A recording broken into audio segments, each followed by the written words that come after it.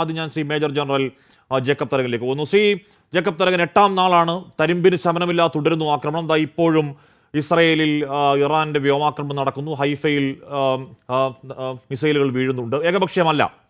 തെഹ്റാനിൽ Israel വലിയ നാശമുണ്ടാക്കുന്നു. തിരിച്ചടിയായി ആ നാശത്തോളം തന്നെ അയൺ ഡോമുകൾ ഭേദിച്ച് ഇസ്രായേലിലെ പ്രധാന നഗരങ്ങളിൽ, മിലിറ്ററി ആസ്ഥാനങ്ങളിലൊക്കെ ഇറാൻ മിസൈലുകളും ഒറ്റപ്പെട്ടല്ല വ്യാപകമായി തന്നെ പതിക്കുന്നുണ്ട്. ഹൈഫയിലെ ഓയിൽ റിഫൈനറി, ടെല്ലവീവ് IDF ക്വാർട്ടേഴ്സിനടുത്ത്, Mossad main facility, Moshe Dayan camp, ജനവാസ മേഖലയൊക്കെ കനത്ത നാശം വിതക്കലാണ് ഇറാൻ.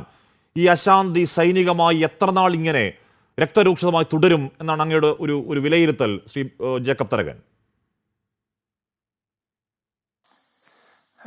ഹാഷ്മി, ഇപ്പോഴത്തെ യുദ്ധങ്ങൾ നമ്മൾക്ക് ഇങ്ങനെ ഇത്ര ദിവസം തുടരും അല്ലെങ്കിൽ എൽപ്പോ നിൽക്കും എന്ന് വിലയിരുത്തുന്ന സമയങ്ങളൊക്കെ പണ്ട് കഴിഞ്ഞുപോയി. നമ്മൾ റഷ്യ യുക്രൈൻ യുദ്ധം തുടങ്ങിയപ്പോൾ ഇത് കൂടിപ്പോയാൽ ഒരാഴ്ച എന്ന് പറഞ്ഞ് ഇപ്പം വർഷങ്ങൾ കഴിഞ്ഞു. അതിപ്പോഴും തുടരുന്നു.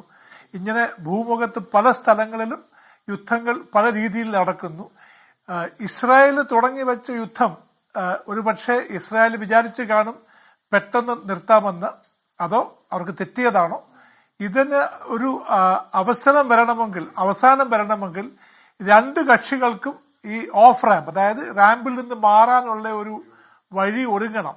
അതിന് ഒരു പക്ഷേ ഇപ്പോൾ ജനീവയിൽ നടക്കുന്ന ഒരു മീറ്റിംഗ് ഉണ്ടല്ലോ, എല്ലാ ഫോറിൻ മിനിസ്റ്റേഴ്സും, യൂറോപ്യൻ യൂണിയന്റെ ഫോറിൻ മിനിസ്റ്റേഴ്സും ഇറാന്റെ ഫോറിൻ മിനിസ്റ്ററും തമ്മിൽ ഉള്ള ചർച്ച നടക്കുന്നുണ്ട്. അതിന്റെ പരിണാമം ഒരു പക്ഷേ ഇസ്രായേൽ പുറകോട്ട് പോവുകയും ഈ യുദ്ധം നീക്കുകയും ചെയ്യാൻ ചാൻസ് ഉണ്ട്. പക്ഷേ എന്റെ കണക്കുകൂട്ടലിൽ ഇറാൻ വെടിനിർത്തണമെങ്കിൽ ഇസ്രായേൽ ആദ്യമേ വെടിനിർത്തേണ്ടി വരും. കാര്യം അല്ലെങ്കിൽ അത് ഇറാൻ ഭരണകൂടത്തിന് ഒരു പിന്നോക്കം അല്ലെങ്കിൽ ഒരു തിരിച്ചടി പോലെ ആകും.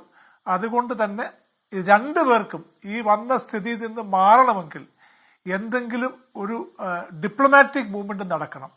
അല്ലെങ്കിൽ ഇത് എത്ര ദിവസം പോകുമെന്നറിയാൻ വയ്യ.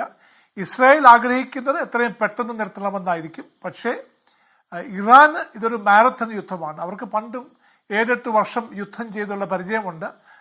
അത് ലോങ്ങായി നീണ്ടു പോകുകയാണെങ്കിൽ അത് ഇറാന് ഗുണം വരുമായിരിക്കാം.